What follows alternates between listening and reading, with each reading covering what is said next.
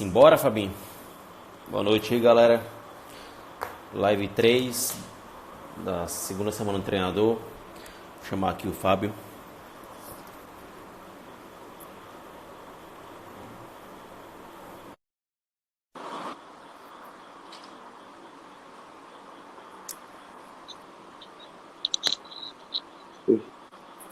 E aí, Fábio? Fala, beleza? Fala, Brunão, beleza? Tranquilo. Tá tremendo meu rosto aí? Tá um pouquinho. Tá. Caraca, não sei o que é isso. Quer tentar ligar de novo? Vai lá, sai aí, aí eu te chamo de novo. Beleza.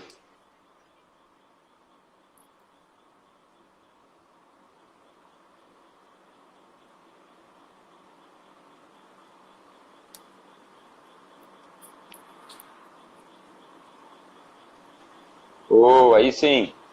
Agora sim. Melhorou. E aí, irmão, tudo certo? Tranquilo, e você? Tudo certo, graças a Deus. Então tá bom. Bom demais falar com você de novo, viu? Prazer é todo meu, Agora a gente vai cara. falar do outro lado da moeda, né? É isso aí, falar como o Fábio, o treinador, né?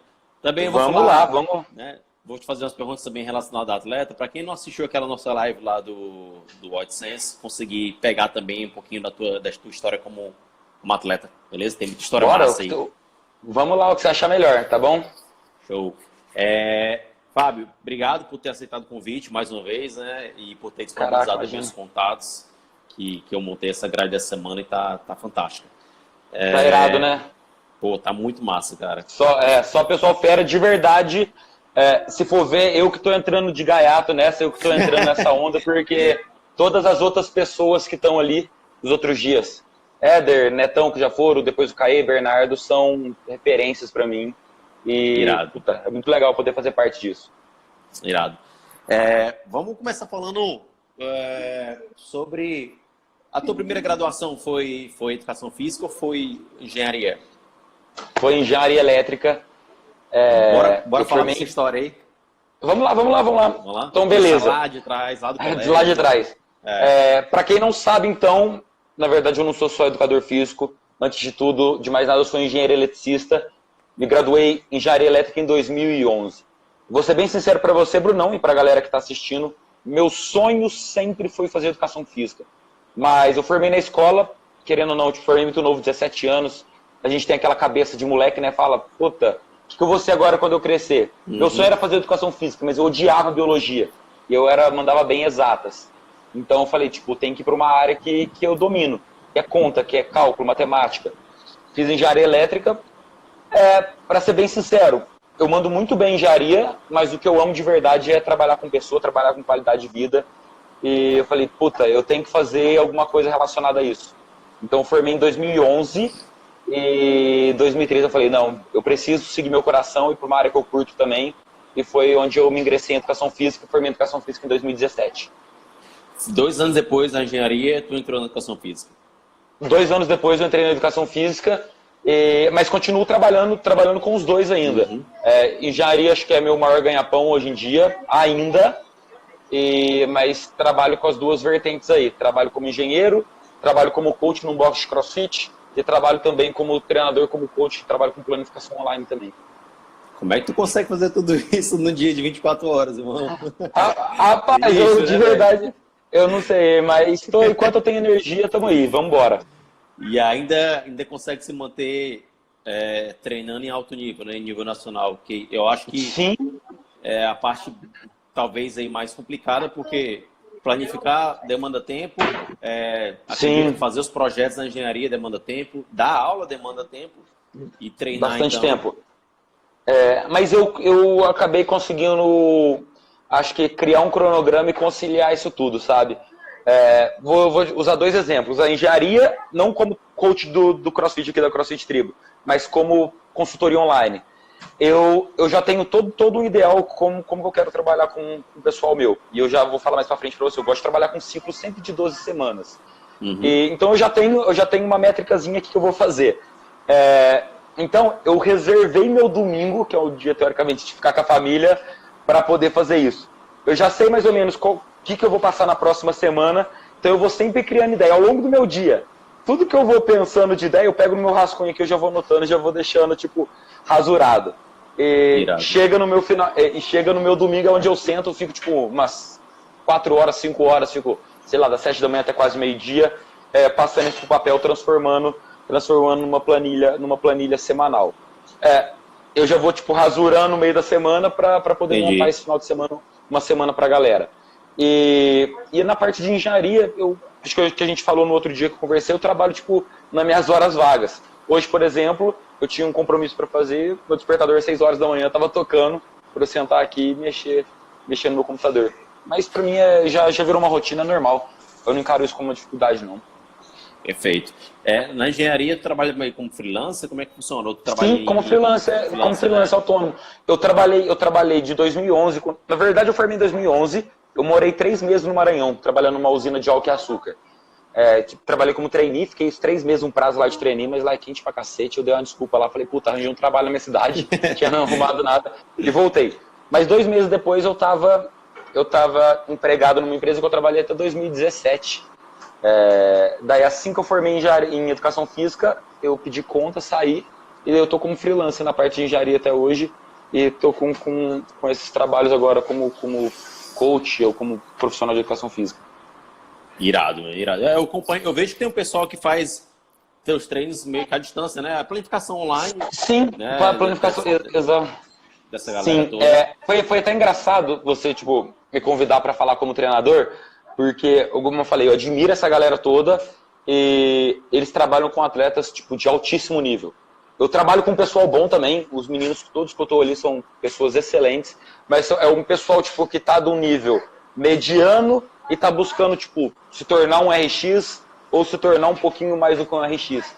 Então, é um público diferente do que esse que você vem conversando todos esses dias. Você falou com o Éder ontem. O Éder tá com os melhores atletas do país, teoricamente masculino, todos estão fazendo planilha com ele.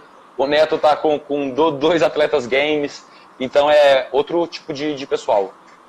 Mas é bacana ter essa visão que a gente vai conversar mais pra frente, né? Sobre o que tu pensa, como você pensa no treinamento, ainda mais para esse pessoal que está num período ali, intermediário pro RX, que formando, isso mesmo. Né? Formando a base Sim. da galera, né? Para conseguir aguentar a pancada mais à frente. E é bacana, assim, o meu público, eu sou treinador também, e o meu público também, a maioria ali é intermediário para RX e alguns ali começando a paquerar com elite, sabe? E ainda não tem nenhum atleta elite, assim. Elite. A gente é legal, o foco é um pouquinho diferente, né? Exato. Depois eu vou falar o jeito que eu trabalho aqui, não sei se até você trabalhando com o pessoal assim, se bate com a sua ideia ou não. Perfeito. Então, já sei um pouquinho da tua história, né? Da engenharia, depois da atividade física. O teu background esportivo é a luta, né, Fabinho? Era judô. Lutei judô. Eu lutei judô dos 8 até os 23 anos, 8 ou 9, eu nunca me recordo muito bem. E eu treinei uns 4 anos de jiu-jitsu, mas para lapidar o meu judô mesmo, sabe? A parte de chão. E aí tu sentiu facilidade quando começou a treinar cross, não? Fácil. Assim, não posso dizer fácil, né? Porque eu comecei numa época... acho que o cognitivo motor que a gente da luta tem, ou principalmente do judô, é muito grande. Então a transferência que a gente consegue ter pro CrossFit é bem fácil, sabe? A gente consegue fazer uma adaptação aí de movimentos bem... Eu acredito que é até mais fácil do que o pessoal que vem de um outro tipo de modalidade, sei lá, um esporte como tipo futebol, esses esportes de bola, ou qualquer outro esporte que seja, sabe? Entendi, perfeito. E até o fato de ser individual também, né? Sim, a luta já é uma parada individual, se tratando de esporte coletivo também muda o foco completamente. E a época que eu comecei, não existia isso que a gente acabou de falar, intermediário, RX e Elite. Era tudo RX, não existia nem Elite, era RX. Ou você participava ou não chamava nem RX o campeonato. Campeonato X, era uma categoria só que tinha, masculino e feminino. Então, tipo, eu já comecei fazendo RGs, a gente já tinha que começar naquela realidade do ano, né, em si, 2013. Show. Quando você graduou em Educação Física, já praticava CrossFit, né? Eu já praticava CrossFit há 4 anos. Eu me graduei em 2017, eu comecei a treinar CrossFit em 2013, e em 2015 eu já dava aula de CrossFit. Então, antes disso, puta, eu desde os 15 anos de idade eu já dava aula de judô, sabe? Logo que eu formei, uma curiosidade, eu vou falando, vou lembrando. Logo que eu formei em engenharia elétrica, nos primeiros meses eu não arranjei emprego na área. Então, eu trabalhei, tipo, uns 5 meses dando aula de judô, tipo, no Coque, no Pelicano, e acompanhando um professor meu no objetivo, sozinho no Coque, no Pelicano, e acompanhando um professor meu no objetivo para turmas de 3 a 5 e de 6 a 9 anos, sabe? Então, eu já tinha uma experiênciazinha. Ali, né? Sim, Legal.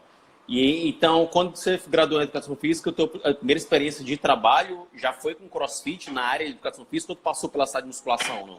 Nunca passei na sala de musculação, já foi dentro do ambiente de CrossFit mesmo. Na verdade, eu sempre quis fazer a Educação Física em si, mas eu sempre tinha tipo um receio, falar, puta, já estudei 5 anos de engenharia, vou ter que começar tudo de novo. E para passar por um ambiente de musculação, que era um ambiente que eu não gostava, não gostava mesmo. Eu fazia, acho que a gente falou na outra conversa, eu tinha que fazer musculação para estar forte para competir o judô em alto rendimento. Mas, puta, quando eu vi o CrossFit eu falei, cara, isso aqui é a revolução de atividade física e qualidade de vida. Eu tenho certeza que isso aqui vai ser um esporte que não vai morrer, e tanto é que não morreu até hoje, eu tenho certeza que não vai morrer nunca, e é um esporte que só está crescendo.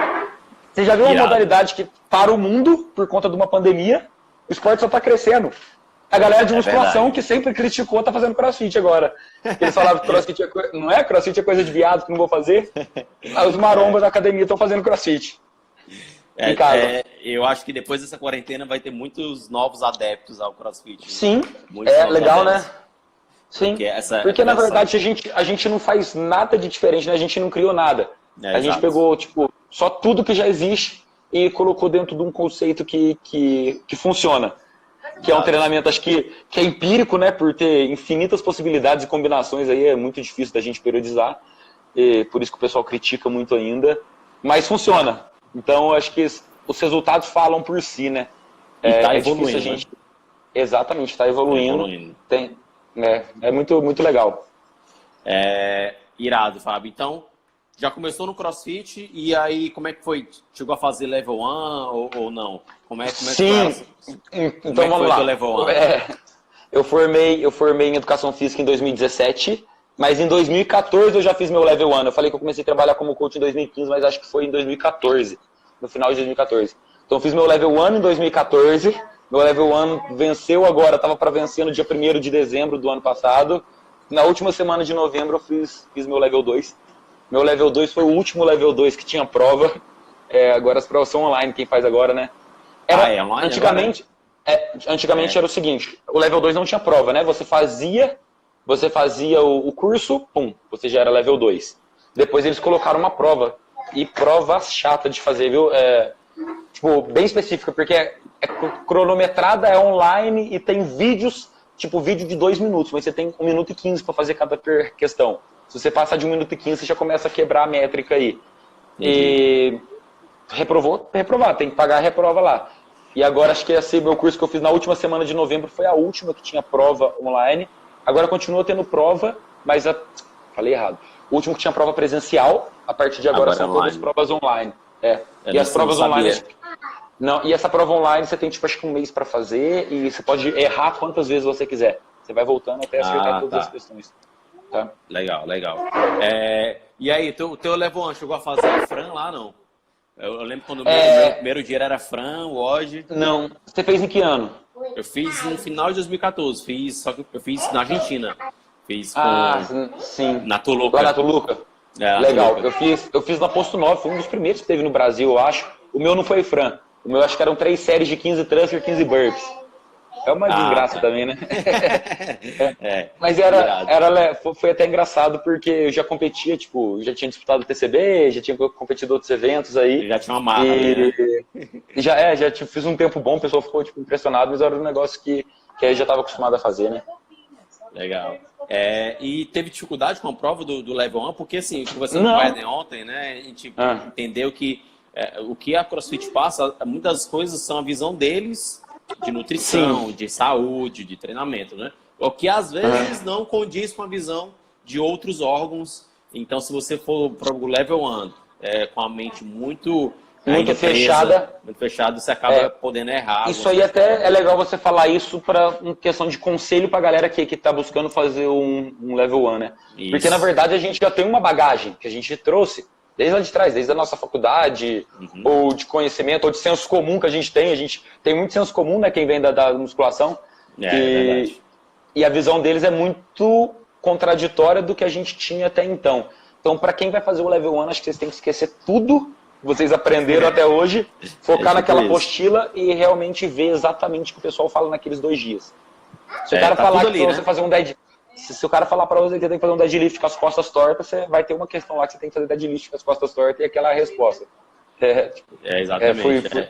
Exagerei, mas é... Não, mas é isso que eles fazem. A visão específica deles. Específica deles. E é espantoso ver o número de gente que reprova, porque eu lembro que no domingo, quando vai começar a prova, de repente chega 30 pessoas, 20 pessoas, que é a galera que já fez e reprovaram e estão lá só para fazer a prova de novo, né? Então exatamente, você paga um valor, paga não lembro quanto, mas paga um valor para $250.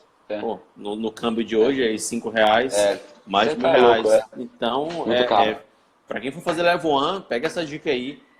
Fica atento ao que eles querem que você dê a resposta do que eles passaram no curso. Do que eles passaram no curso e do que está escrito naquele livro, né?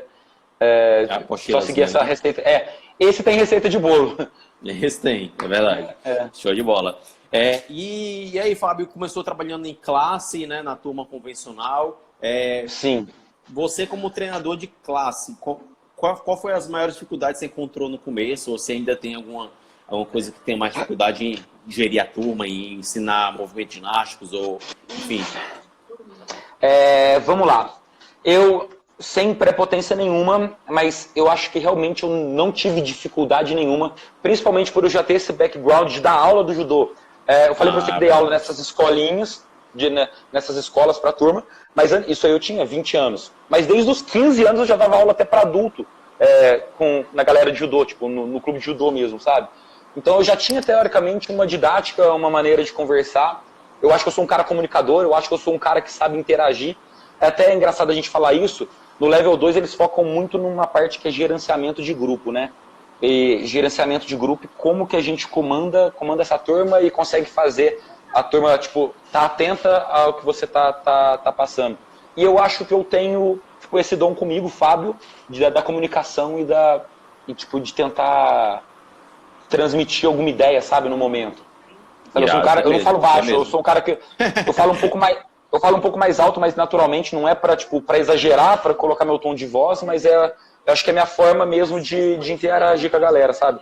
Eu falo perfeito. Pra cacete. Isso para quem tá à frente de uma turma de 40, 30, 50 pessoas é importantíssimo. Sim. Exatamente. Então, você não teve essa dificuldade daquela coisa de vergonha, de falar com a galera? Né? Aí foi... Não, isso eu não tenho, tranquilo, eu gosto de conversar. Pra mim, até acho que a parte mais difícil tá sendo essa quarentena agora, porque eu sou um cara que gosta de abraçar, de dar beijo, apertar a mão. Não tô podendo fazer nada disso, que dureza que é. Você tá louco. Mas aí, é legal. E aí, sobre movimentos, assim, você encontrou alguma dificuldade de adaptações, ensinar movimentos específicos, turma heterogênea, tem pessoas iniciantes, pessoas mais avançadas, foi tranquilo também? Foi super tranquilo, eu acho que não vou até tirar movimentos cíclicos, né, a parte de metabólica, mas falando em LPO e em ginástica. Eu acho que o LPO, apesar de toda a turma ser heterogênea, toda a turma mesmo, turma de classe, né, eu acho que LPO são movimentos mais fáceis da gente tá passando, porque eu consigo trabalhar com a barra, eu consigo trabalhar com PVC, eu consigo trabalhar, tipo,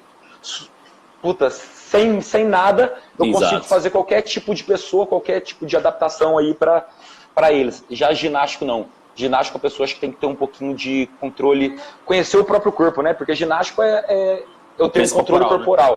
Né? Exatamente, realizar movimentos com o próprio peso.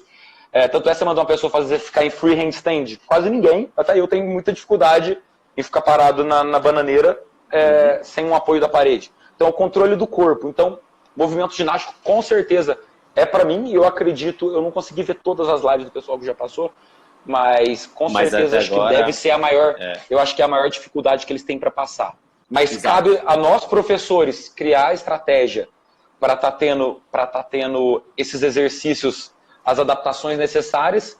E eu sou um cara que, tipo, que não tem vergonha de perguntar, eu acho que sou um cara que não tem preguiça de procurar.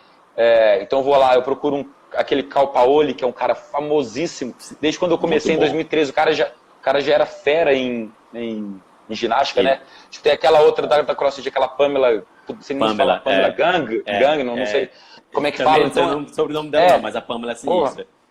Então, tipo, ele tem N exercícios acessórios para cada tipo de movimento. Então, vira e mexe, eu procuro e vou buscar essas fontes, sabe? Aqui no Brasil tem também o Rafa, né? O Rafa foi, eu acho que é hoje o maior nome da ginástica do CrossFit, né? Você é louco, Ele é sinistro. Cara, a gente já foi, tipo, amigos dentro da arena, né, em competição. Eu tenho uma puta admiração por ele e morro de vontade de fazer um curso dele ainda. Não tive oportunidade, mas sem dúvida, eu posso até buscar depois de te mandar. Essa semana 2 pessoas vieram me perguntar se eu já fiz, tipo, que cursos de LPO você já fez e que cursos de ginástica você já fez que você me indicaria? Eu já fiz alguns cursos de ginástica, mas eu falei assim, o cara que mais conhece na área hoje em dia, para passar pra gente, é o Rafa Clipper. E eu sempre indico ele porque, tipo, o cara é fera. Apesar de eu não ter feito, eu sei do background dele, vejo tudo que ele busca, o tanto que o cara viaja o mundo inteiro buscando conhecimento. Ele é o cara que é a fonte nossa que a gente pode procurar. Falando no Rafa, eu lembrei que ele fez um Power Monkey. Já teve vontade de ir no Power Monkey, não? Você é louco, com certeza. me faltou capital. Pra mim é um curso caro hoje, né? A gente não pode falar para sempre, né? Porque vale, com certeza vale o preço. Mas espero ainda um dia ter a possibilidade. Logo mais vai estar barato para mim. Imagina, é uma Disneyland ali, né? Você tem uma imersão, né? Você passa, sei lá, 5 dias lá com os caras. Tem aula de ginástica, de salto de corda, de LPO, de corrida, de tudo. De endurance, de programação, né? É o que você falou, nunca tinha ouvido essa palavra, mas é a Disneylandia nossa, né? Total, deve ser sinistro. Ainda tem, para fechar com chave de ouro, tem um passeio, né, no dia, que é na Mayhem. Essa galera vai até a Não sabia. Sério? Sério, tá incluso. Num dos dias é um passeio até a Mayhem. Dos pacotes. Um pacote, Você vai lá, vai todo mundo para CrossFit do Frone, treina lá com o cara. Você é louco. Então eu já vou fazer a minha inscrição na próxima edição, então. Tá incluso. Sempre, porque é na cidade que acontece o Power Monkey, é na cidade vizinha, é Cookville, eu acho. Na cidade Cookville, que é vizinha que é dele, né? Que é a dele, Então pega um buszinho, vai lá, é um dos dias a grande atração. Imagina, deve ser muito massa. Eles vêm ao Brasil, vieram ao Brasil 1 ou 2 vezes, mas não é a equipe toda, é pequenininho, no final de semana só. Não é aquele corpo clínico que tem lá nos Estados Unidos, né? Não, mas eu também tenho muita vontade de participar e vai dar certo, e juntar uma grana. Nós vamos, com certeza. E ir pra lá, vale investimento. Tem o Rodrigo que tá te perguntando aqui, Fábio, na sua opinião, o que não é interessante para passar em classe. Muitos coaches não tiram um RM, por exemplo, repetição máxima, né? Sim. O que é que tu evita na classe? Tenta pensar por esse ponto de vista. Tem alguma coisa que você evita passar? Na verdade, o começo que ele falou que o que não é interessante, na verdade, eu não acho que nada não seja interessante.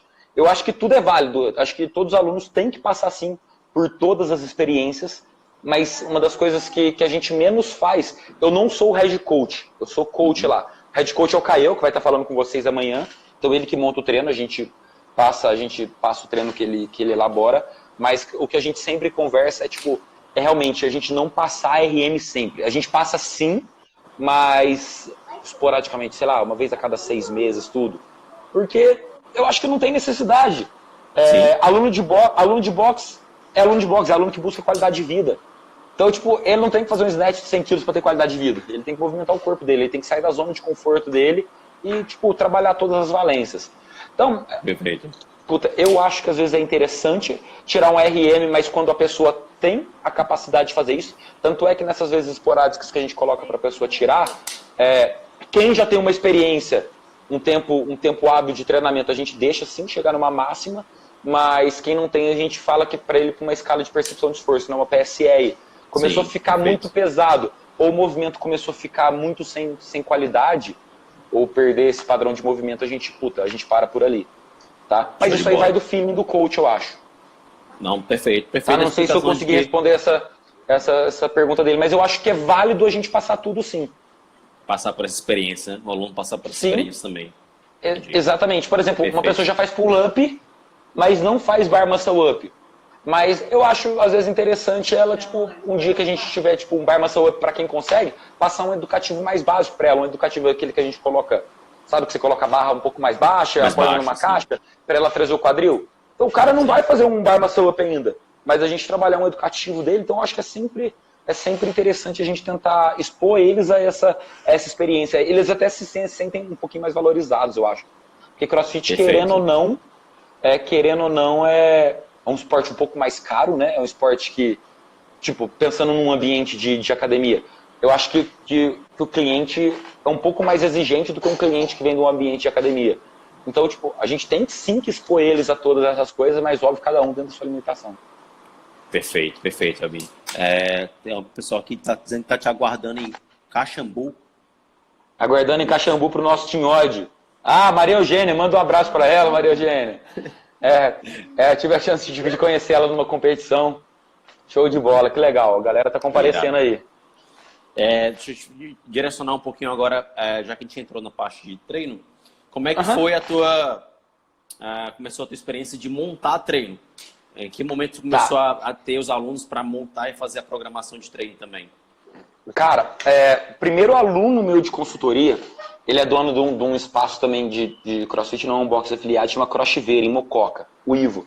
Ele é um cara muito, muito esforçado. Ele queria abrir um espaço dele, mas ele não se sentia hábil o suficiente ainda para estar comandando uma turma. Antes de eu começar a planificar para ele tipo, vinha toda semana aqui para Poços para treinar comigo, treinar com o Caê e tipo, adquirir conhecimento de como lidar com uma turma. E num desses dias ele falou assim, Fabão, cara, eu te admiro muito, eu gosto muito da sua aula, você não queria tipo, me treinar para realmente tipo, ver se você consegue fazer eu evoluir, porque eu tenho dificuldade, acho que um dia por semana, eu estando aqui, tipo, toda semana ele viajava, sei lá, 1h30, vinha para cá para poder aprender. Para ver se realmente eu consigo evoluir com o teu treino diário. Eu falei, cara, eu topo esse desafio. E esse Ivo foi meu primeiro aluno, de verdade. Ele não fazia snatch com 60 quilos. Eu falei, cara, eu não vou consertar esse cara. Foi muito engraçado.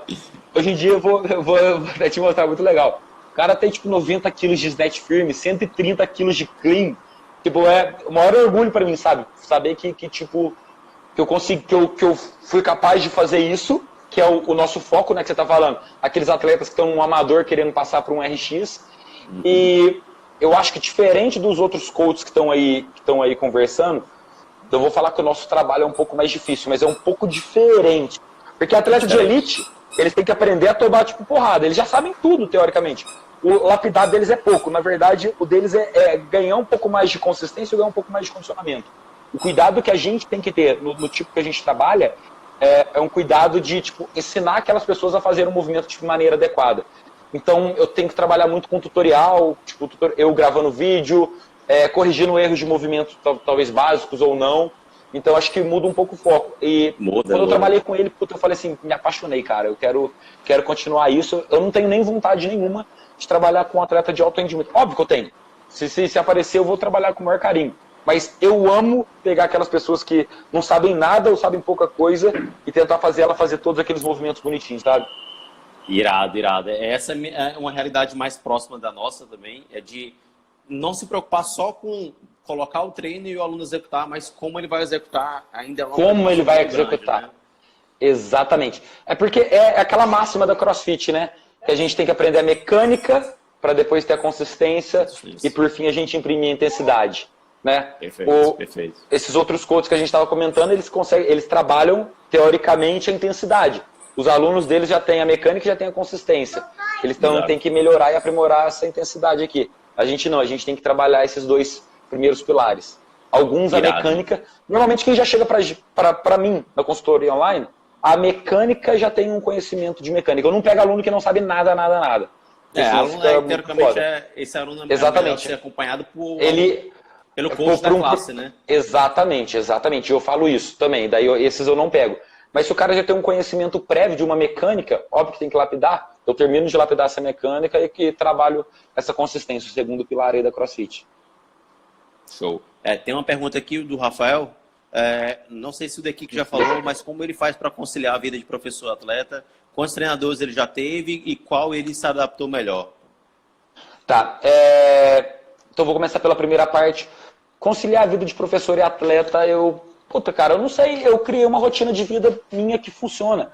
Hoje em dia, é o que você falou, caraca, como é que você faz tudo isso? Vou te dar um exemplo. Antes de eu formar em Educação Física, em 2017, cara, eu dava uma aula às 6h45 da manhã. Eu dava aula às 6h45 até 7h45, eu entrava no escritório 8 horas. Eu tinha 15 minutos para fechar o box e estar lá no escritório. Trabalhava até às 11, meu almoço era das 11 à 1. Eu treinava demorava tipo 5 minutos para chegar no box. Eu treinava das 11h10 a meio-dia e 20. Em 40 minutos eu ia para casa, tomava banho, almoçava, eu tinha 5 a 8 minutos para almoçar. E voltava 8 horas para uma hora para o escritório. Trabalhava até às 6, 7 horas eu estava no box dando aula de novo e às vezes treinava à noite. Então aquela época era foda eu conciliar. Cara, eu já era casado. Minha esposa tava desde as 11 horas da manhã fazendo almoço para mim. Eu chegava aqui tipo meio-dia e meia, almoçava, imagina ela passar 1h30 fazendo almoço para mim, eu tinha 5 a 8 minutos para conversar com ela e almoçar, tipo, falta de consideração minha como esposa. Como esposo, marido, sabe? Então, ela segurou a onda, aquela época era foda. Hoje em dia, tipo, é um pouco mais tranquilo. Na verdade, é tudo organizar. O dia tem 24 horas para todo mundo. Se eu for começar a trabalhar de engenheiro 8 horas da manhã, minha vida não consigo. É o que eu falei. Hoje eu acordei às 6. Então, é questão de programação, tá? A gente conciliar isso, tá? E quantos treinadores eu já tive e qual eu me adaptei melhor? Eu trabalhei, então, Rafa, 6 anos com o Caê, que é o dono do meu box. Ele vai estar falando com vocês aí amanhã na live do Brunão. Cara sensacional também. Desde 2013, quando a gente começou. E em 2019 agora, eu senti a necessidade, não que eu falei, puta, eu não quero mais treinar com ele, mas eu senti a necessidade de ter um comparativo com outros atletas, porque todos esses anos eu treinei sozinho. Tipo, eu e Deus, E, tipo, eu preciso ter parâmetro de atleta de alto rendimento para saber que patamar, em que nível eu tô. E foi aí que, tipo, quando eu começava, eu sempre admirei muito o Éder e o Neto. E falei, puta, eu vou começar com o Éder ou com o Neto. Cheguei, troquei uma ideia com o Caê, e sem desmerecer ninguém, mas, tipo, o Neto é um cara sensacional. Eu tô a 1h30 tipo, daqui de Campinas, então o acesso com o Neto é muito mais fácil. E, puta, eu amo ele de paixão. O cara é um cara sensacional. Tudo que eu preciso, ele me ajuda. A gente troca ideia todo dia, ele me pergunta o feedback dele todo dia. Eu falei assim, vamos experimentar, você topa ser meu coach? Cara, e o ano passado foi meu melhor ano competitivo. Apesar de eu não ter subido no pódio do brasileiro, que é uma coisa que eu fiz em 2016, mas foi meu melhor ano competitivo, esse ano que eu troquei. Então, os dois são sensacionais. Treinei 6 anos com o Caê, 6 anos eu me mantive top 10 do Brasil. E 5 anos, né, que em 2013 eu não participei do TCB. De 2014 a 2018 eu fui top 10. E agora em 2019 com o Éder também fui top 5. Então, tipo, o rendimento tá bom pra caramba. Eu falei Éder, desculpa, com o Neto. Com o Neto. O Neto mora em Campinas, né? O Neto, ele mora, na verdade, em Jundiaí, é do lado ali. Campinas, Jundiaí, Indaiatuba, Valinhos, é tudo do lado uma da outra. Ela tá pulando aqui. Que ela tava jantando. Fala aí pro tio filho. Oi. Ele comentou o quê? Ele comentou que a cidade dele, eu acho que era Valinhos, se não me engano. Jundiaí. Jundiaí, legal. Sim.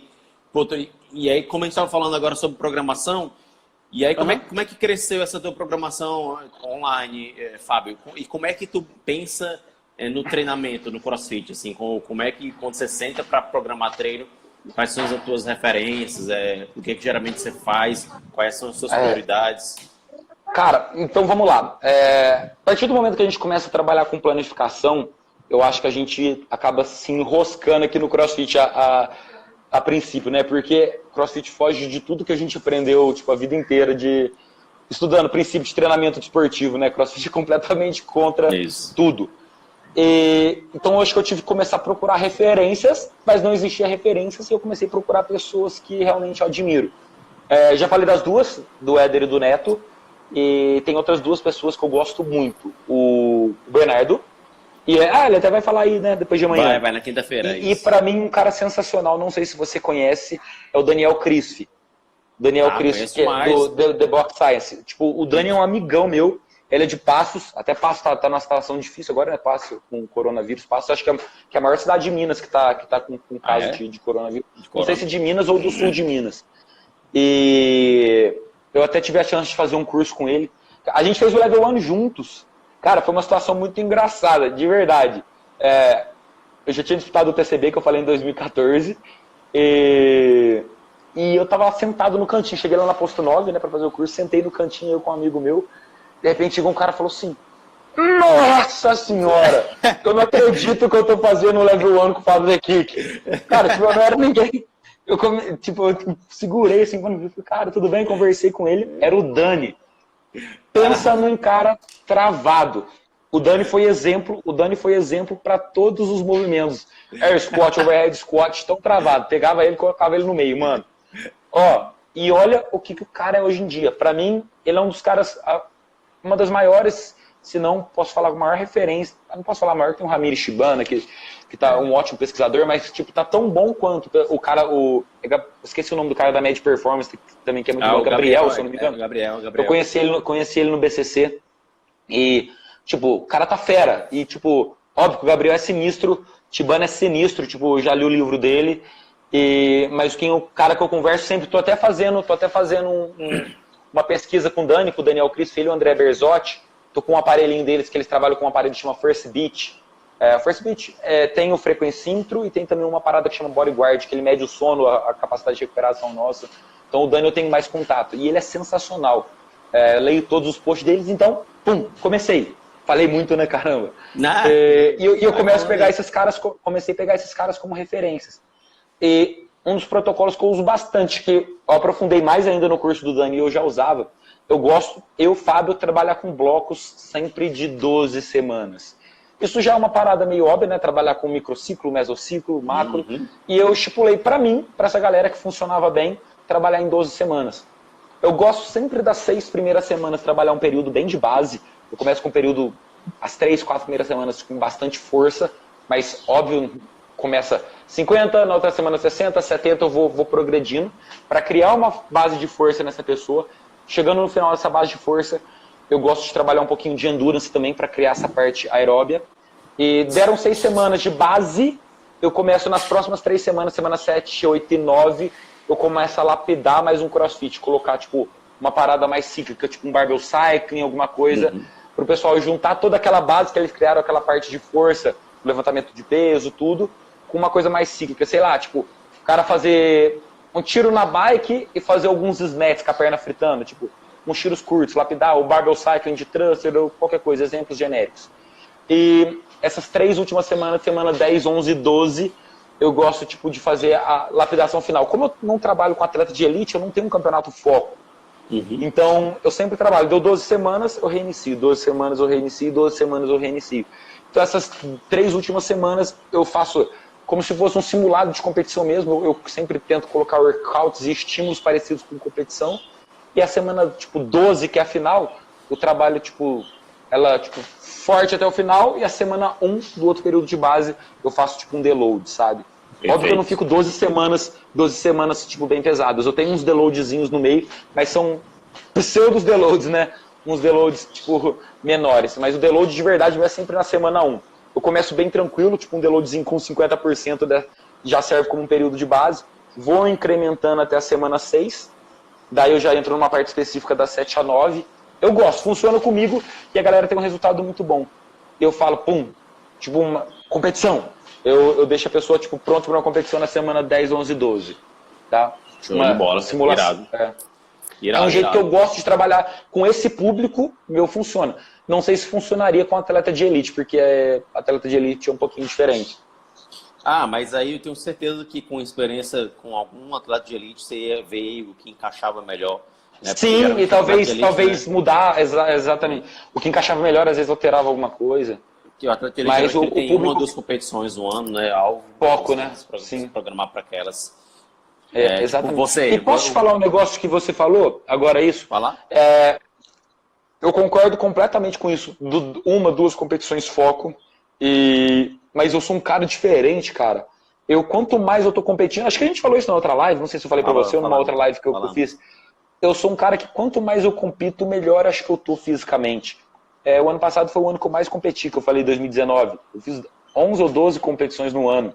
E subi no pódio de praticamente todas. Só do TCB que eu bati na trave, e do BCC também não. Mas... Praticamente uma competição por mês. Por mês, exatamente. Comigo funciona. Então é engraçado. Eu sou um cara que fuge um pouco dessa regra. Então eu não sei se eu, Fábio, como atleta, eu concordaria com todos esses pensamentos que a galera tem, sabe? Porque Entendi. como eu compito muito, eu acho que pra mim, eu não posso periodizar sempre. Como eu sou um cara que já estou completamente preparado, não digo que eu... até engraçado, mas assim, eu estou completamente preparado, que eu falo, que eu sou um cara que estou preparado. Então eu acho que eu não tenho necessidade de periodizar para uma coisa a mais, periodizar sua força, ou periodizar sua ginástica. Eu acho que eu tenho que trabalhar sempre essas valências. Então eu nunca faço uma periodização específica para determinada coisa. Eu trabalho sempre, tipo, essas valências em conjunto. Tipo, é engraçado, né? Porque é contraditório do que eu falei, contraditório do que todo mundo pensa, mas é uma forma que eu acho que para atleta de elite funciona. Pior que eu acredito nisso. Eu acho que pode ter relação também, Fábio, quanto é o background esportivo, né? Sim, pode ser também, com certeza. Tempo treinando diariamente, treinando forte. Exatamente. Pode ter dado uma base que talvez hoje você não precise tanto que essa base seja desenvolvida por um período longo de tempo, né? Você pode já trabalhar como se uma base já tivesse meio que formada, entendeu? Sim, concordo. O Dito tá perguntando aqui se você já testou o protocolo de 20 reps. Qual o protocolo? O Widowmaker, será? Não sei exatamente se você está falando do Widow ou de Porque o Widowmaker são 12 treinos, né? 6 semanas de uma série de 20 reps. Já fiz o Widowmaker uma vez só. Cara, funcionou. Mas tem aquela máxima que eles falam que quanto mais treinado você é, menos treinável você se torna, né? Exato. Então, quem já está num patamar um pouco mais alto de treinamento, se eu não me engano, eu melhorei, sei lá, 2 quilos no meu agachamento. Mas 2 quilos é muito bom. Tipo, para quem já está num nível alto, tipo, meu agachamento deve ser menor do que todos esses aqui que estão na live vendo. Eu não tenho uma carga muito alta. Eu agacho com 180 de back squat, 160 de front squat. Mas para mim, eu tenho 160 de front squat, mas só que eu consigo manter um cíclico com 130, 140 quilos. Eu consigo largar e voltar a pegar fazer. Então, óbvio que seria melhor se eu tivesse um PR mais alto, que eu gastaria uma energia um pouco menor, mas eu tenho uma capacidade de recuperação alta. Então, independente de eu ter essa carga baixa, eu consigo me regenerar bem. Então, tipo, o que eu quis dizer, eu tinha, por exemplo, 178, cheguei a 180. É 2 quilos, mas 2 quilos já é um ganho. Sim, certeza. Quanto tem de peso corporal, Fábio? Eu vario entre 79 a 81 quilos. Tá levinho. Levinho. O ginástica dá uma boa. Estão dizendo Sim, que me ajuda. Do teu pai é? Cara, não sei, ou meu pai parece comigo, não sei. Mas os outros falam que a gente se parece mesmo. As únicas pessoas que não acham sou eu e ele. Então deve parecer. Deve parecer. Caraca, até minha sogra tá na live, mano. Olha que engraçado. O coração é da minha sogra. Tá aprendendo a mexer na internet. E aí, voltando aqui pra programação, tu tem algum... falando sobre o Fábio agora, atleta, né? Se eu posicionar, entrar nessa parte um pouquinho. Tá com quantos anos hoje, Fábio? Eu tô com 30 anos. Tá longe do máximo ainda, né? Tô longe, mas tô começando a ficar velho, viu? Então, quais são os teus planos para o futuro próximo, Fábio? Você está começando um trabalho novo com o Neto, né? Então, tá um ano aí com o Neto. Então, aí cara, eu acho tá que eu começando a te conhecer, exatamente. Né? Eu acho que eu tenho um pouquinho de lenha para queimar ainda com o Neto, sabe? Eu acho que eu tenho bastante para evoluir ainda, sabe, com ele. Eu gosto muito dos estímulos que ele dão, é desgraçado. Antes da gente começar, eu tomei um banho correndo aqui. Eu fiz tipo um emon de burp com corda aqui, um condition aqui de burp com corda que me desgraçou. Terminou, eu tive 4 séries de 1,5 km de remo com 1 minuto e meio de intervalo. Sabe, você sai tipo fritando, é um dos estímulos que eu não estava acostumado a fazer, tipo, com pace estipulado, sabe? E acho que, sim, que como eu não tinha, por exemplo, esse pace estipulado, eu não tinha um parâmetro de evolução. Agora que eu estou tendo uma métrica para eu chegar a uma meta para eu... Então, eu acho que eu tenho ainda essas coisas para evoluir, eu tenho esses degrauzinhos ainda para subir, porque eram coisas que eu não trabalhava antes, sabe? Entendi. Então, tá me desgraçando muito, mas eu tô sentindo uma melhora muito grande. Irado. Show de bola. Tem alguma coisa que você não gosta no treinamento? O que é que tu não gosta de fazer? Que é a Deadlift, mano. Puta que pariu. É o que me desgraça. Me quebra, é o que é a minha deficiência, mas eu tô fazendo bastante agora. E, pra você ter noção, o meu deadlift é tão zoado, que... é o que me tirou de tudo, os regionais, tudo passado, é ele que me ferrou. Mas ele é tão zoado, teve um campeonato agora, que não teve, né? Foi uma semana depois do BCC, que é o Storm Challenge, que cancelou por conta da quarentena. Tinha uns 5 RMs de deadlift pra achar no Qualifier. Cara, é Qualifier, você vai fazer a maior carga que você conseguir mesmo, foda-se a postura. Eu fiquei um mês com a lombar travada, um mês. De verdade, uns 10 fisioterapeutas passaram, eu passei na mão de uns 10 fisioterapeutas, mas tipo assim, um mês eu não consegui dormir, de acordar toda noite, de não conseguir fazer snatch com 60 quilos. Eu melhorei de verdade. Eu acho que 2 dias antes do BCC, no dia que eu fui fazer o check-in, ainda estava doendo bastante. E parece que foi alguma energia, eu blindei minha mente, blindei meu corpo, tipo, e competi depois disso, zerou. Mas engraçado, eu passei um mês sem conseguir treinar direito por conta do deadlift, que eu sofro muito, cara. Deadlift me acaba também, no deadlift. Caraca, não sei. É alto, mas botar acima de 120, 130, já começar a apitar, 140 já é loucura pra mim. Cara, se colocar um volume grande com 100 quilos, pra mim eu passo uns 3, 4 dias judiado. É engraçado. Eu lembro que a gente falou na outra live sobre aquele WOD do Open, que era 55 deadlift, 55 wall balls, né? Wall ball, caloria de remo e HSPU. Cara, foi de propósito pra mim. Acho que só porque acho que o Dave K sabia que eu odiava, colocou uns 3 Open seguidos, o Joel colocou numa seletiva de TCB também, era pra me testar mesmo, filha da mãe. Mas tá bom. Aquele odd que teve deadlift pesado agora no Open, que era uma reedição de um outro odd, que era HSPU, e deadlift, handstand walk, deadlift. Aquela carga ali, 140, né? Eu acho que era a segunda carga. Pra final de odd, assim, me judiou bastante, viu? Se eu não me engano, eu cheguei na série de 9, mas acho que não sei se deu tempo de eu fazer. Acho que eu cheguei na de 9, fiz um deadlift, alguma coisa assim. Eu confiro lá e te falo. Ou andei, não fiz nenhum. Fez 21, 15, 9. 21 andei, 21, 15, 9, 21 andei, 15 andei. Eu não lembro se eu fiz um ou se eu voltei do handstand walk e não deu tempo. Então o teu deadlift não é tão zoado assim, não. Pô, tá aguentando essa pancada todo dia. É sim, mano. Não, é sim. É muito zoado, juro. É porque você não viu quantos dias que eu fiquei sem andar depois. Irado. E o teu melhor movimento, Fábio? Que é quando cai no odd, cara, eu acho que esse é meu.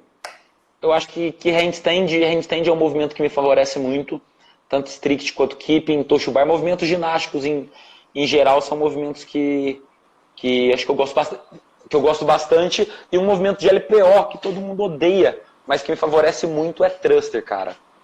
Toda prova que tem thruster, adoro. Apesar que ultimamente eu não tô fazendo tanto, então eu acho que eu perdi um pouco esse condicionamento de thruster. Mas os últimos Opens, os 2 Opens que me classificaram pro Regionais de 2018, pro BCC o ano passado, era aquele chest to body thruster, mandei bem pra caramba. Todas as provas do TCB que tem thruster, eu termino nos top 5 todas.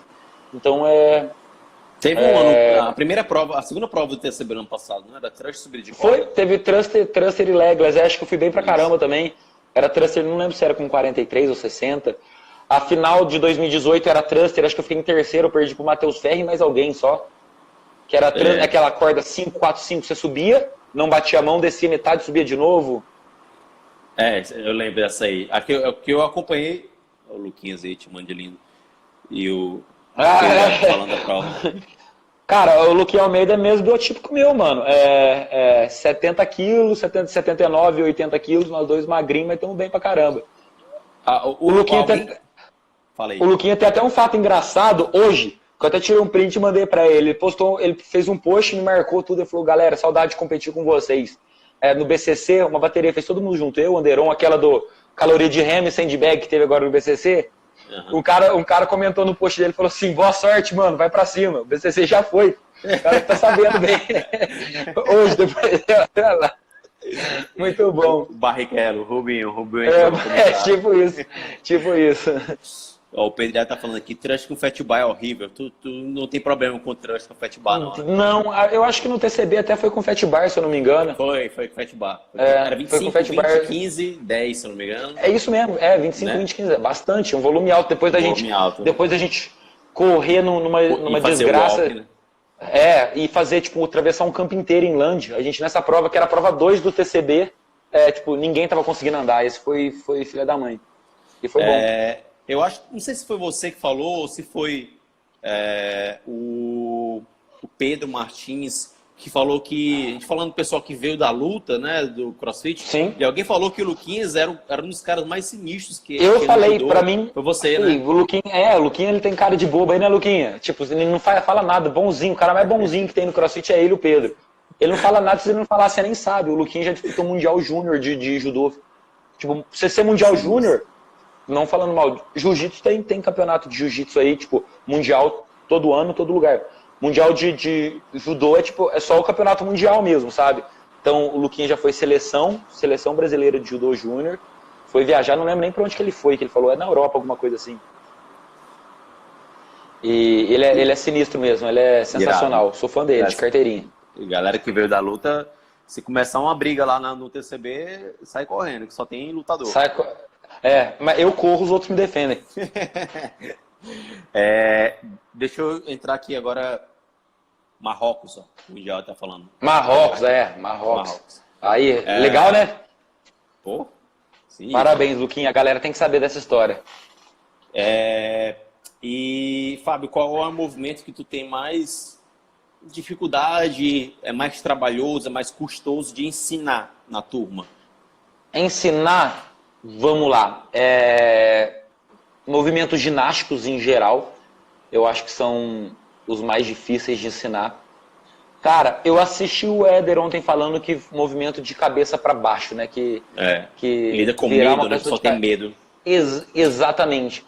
Mas eu, pelo menos nos alunos aqui, eu não sinto tanta dificuldade, porque quem não consegue, eu começo sempre com aquela adaptação da caixa.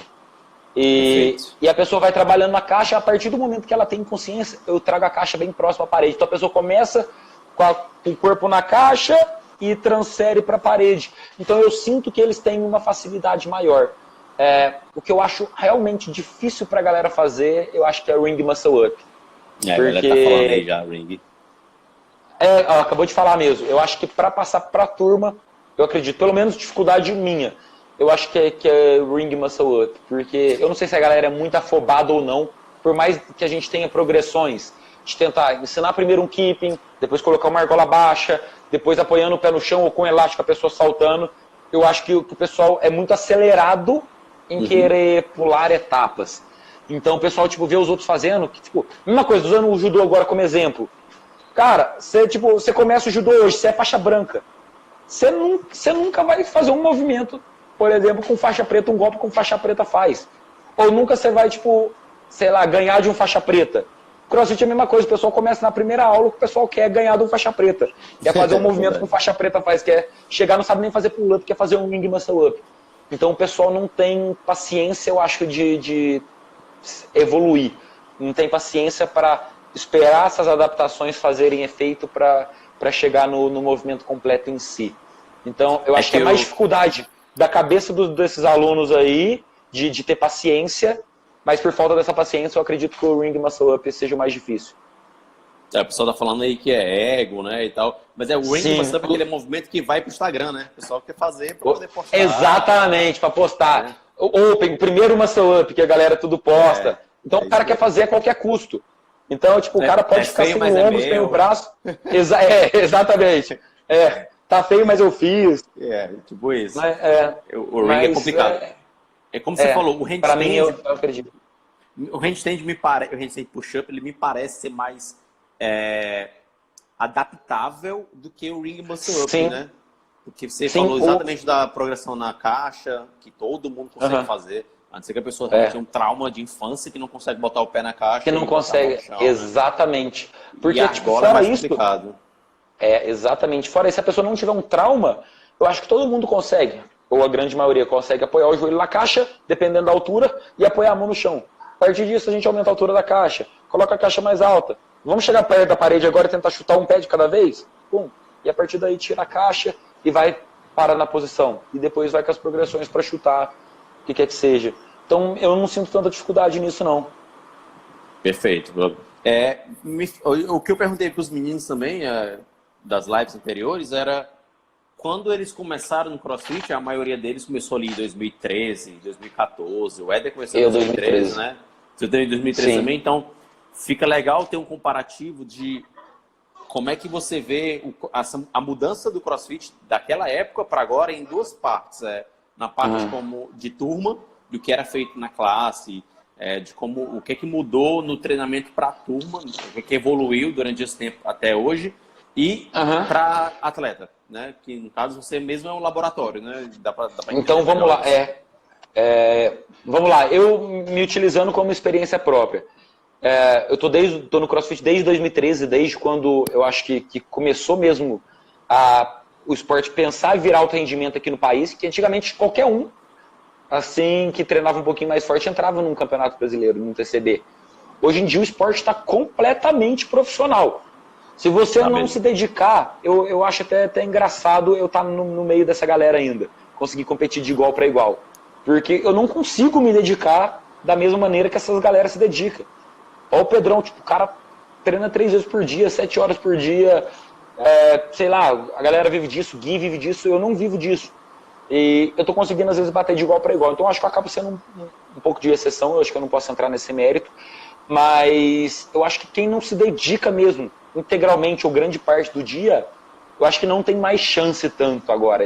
O CrossFit virou um esporte profissional aqui no Brasil.